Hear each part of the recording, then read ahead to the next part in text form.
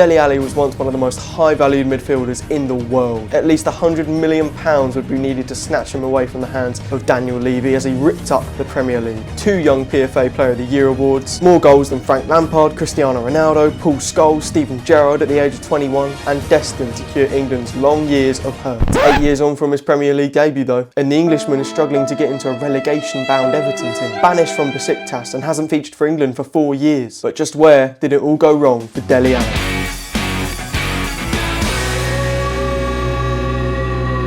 Dele joined his first professional club back in 2007, MK Dons. 5 years later, he was making his professional debut for them at just 16 years of age. He played a couple of games in that 12-13 season and a couple more in the next, but it was the 2014-15 season where Dele Alli started to attract the eyes of some of the greatest clubs in England. For the opener of the new season, Dele helped the Dons secure a 4-2 comeback against Gillingham. A week later, then came a historic match, a 4-0 thrashing of Manchester United in the League Cup, of which Dele played a full 90 minutes, and it's even been rumoured that apparently scouts from Real Madrid and Liverpool were watching on. By the 9th game of the 14-15 season, at just 17 years old, Dele was ripping apart League One with 6 goals and including a hat-trick against Crewe Alexandra. Alli was now well and truly on the radar of the top clubs, and then snapped up by Tottenham Hotspur on January deadline day. £5 million on a 5.5-year contract for England's newest young star. The young prospect would now finish off his season at MK Dons and have a star-studded career on the horizon to look forward to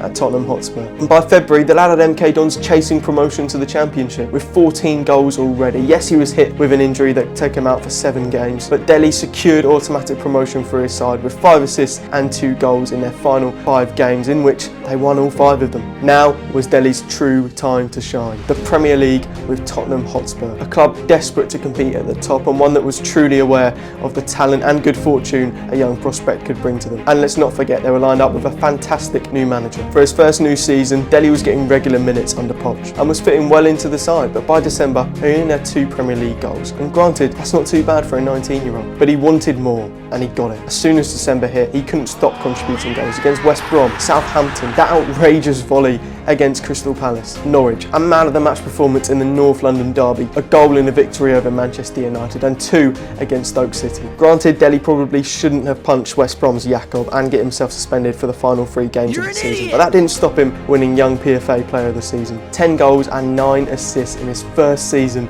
in the top flight. Spurs had bottled the league title to Leicester, but they were back into the Champions League and now contending right at the very top. And let's not forget, Dele was also hitting it big on the stage for England, that man of the match performance against Germany in March, and his inclusion into Roy Hodgson's 2016 Euro side. And Dele didn't stop there. He followed that up with 18 goals and 9 assists in his next Premier League campaign, and once again brought Spurs extremely close to Premier League glory, then winning a successive PFA Young Player of the Year award. Dele had smashed into the Premier League and was now wanted by the likes of Real Madrid as one of the best players in the world. Just 21 years old, Dele's keeping Spurs in the Champions League year on year and valued at £100 million. Now beckoned his first ever World Cup for England as a regular for Gareth Southgate, and he certainly didn't disappoint. Dele was a focal part in Russia and even scored in that victory over Sweden to get England into the semi-finals. But whilst everything was happy and everything was glorious for Dele Alli, let's not forget he's been rushed into this Spurs side at a very young age. In just 3 seasons, he's played over 150 times for Tottenham, and on top of that, Euro 2016 and now the World Cup in Russia. At a point where he really needed rest after that World Cup, Dele was forced right back into action of the Premier League. The Spurs were desperate to at least win something with their best side in decades. Unfortunately though, Dele just couldn't put up with that intensity at such a young age. Following the World Cup, this injury was one of 5 for the 18-19 season, of which 3 were hamstring strains from a major injury the season before, causing him to miss 23 games, and really the beginning of his career making a huge landslide. Spurs may well have reached the Champions League final, but Dele would never quite reach the heights that he did in those first few seasons for Tottenham Hotspur. On top of things, Dele's bad reputation off the field was slowly starting to develop. Alongside fellow England player Ross Barkley, Alli was filmed apparently intoxicated, shouting at hotel staff at 5 o'clock in the morning, urging him to upgrade his room to a £3,000 a night penthouse. Look, Ross Barkley and Dele Alli, like a pair of in there, look. Embarrassing, absolutely embarrassing. Look how does anything. Look at him, look. Dele Alli telling everyone he spent 40 grand in here. The reputation then on the field wasn't helped at all when Gary Lineker on the 25th of February called him Divey Alli.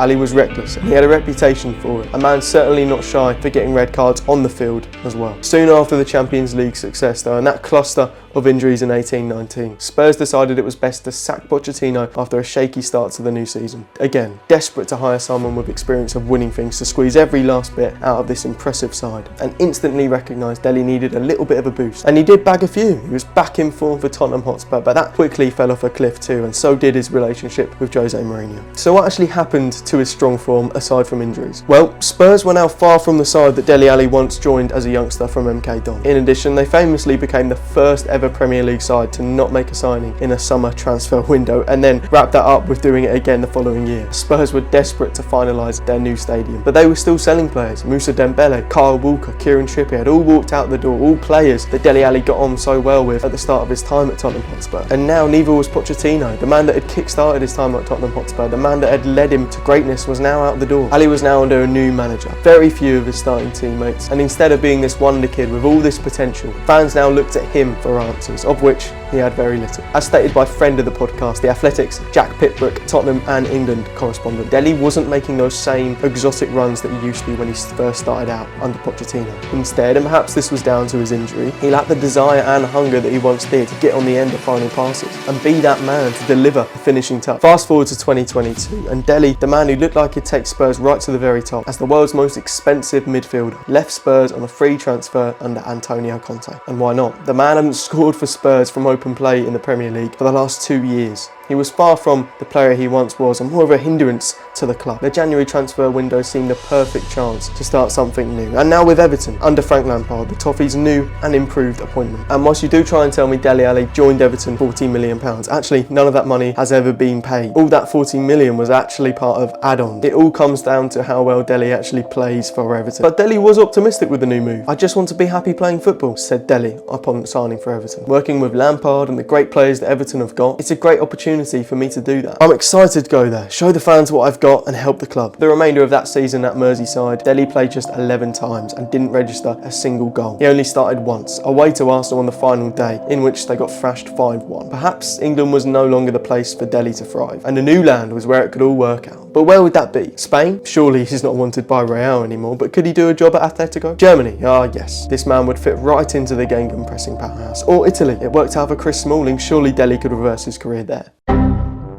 Dele Alli has been loaned out to Besiktas. Now, I'm not taking anything away from Turkey as a nation. I'm sure it's fantastic, but it's not exactly the dream move for a footballer. More of the move that signals you've had enough and would like some time in the sun. And let's not forget, Dele is only 26 years old at this point. His former teammates are still doing extremely well, whilst he's opting for a nice time in Turkey. Surely there are other options, but who knows? Maybe no one else truly wanted him. But anyway, Dele had another chance and he was greeted by hundreds of fans upon his arrival, and he scored in his second game. Not too bad. Oh wait, Dele Alli has been banned from the Besiktas squad and will return to England. Dele had one job and he managed to get his loan cut short after failing to make the impression that Besiktas was hoping for. I don't think you can put this one down to anyone else. He's turned up in an easier league and by the sounds of it, he's just taking the whole situation for granted. Then, as soon as he's returned to England, he's been filmed online, taking nitrous oxide and snus on the table, whilst he's supposed to be recovering and earning a wage that millions of people will never achieve. He's simply enjoying the time off. Yes, footballers deserve a break now and then, but this was not a good look. And now we're in today, with the 2023-24 season just around the corner. And Sean Dyche has the decision of whether Dele Alli is going to be part of the Everton squad for the new season, that needs his players to work hard and run hard for his side.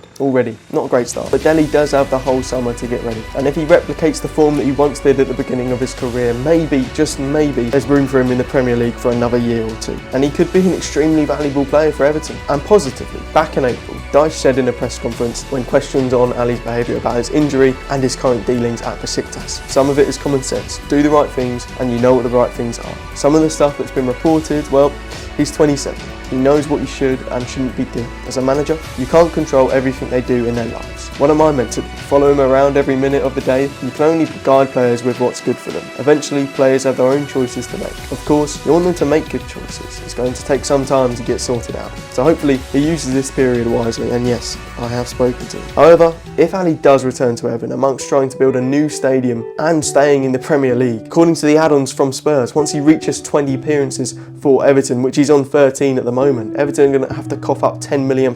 If I were them, I'd get rid of him. He's most likely not going to fit into Sean Dyche's style or preferences, and he's going to cost an arm and a leg to do so. So for now, it may well seem Dele is walking out the door of a club once again. He was given plenty of chances to return to his previous form, but he simply hasn't taken them. However, I don't know the man personally, and from a footballing sense, I do hope that Dele Alli does return to the strong form that he once had, but I don't see it. He's a long way from that £100 million Daniel Levy once wanted for him.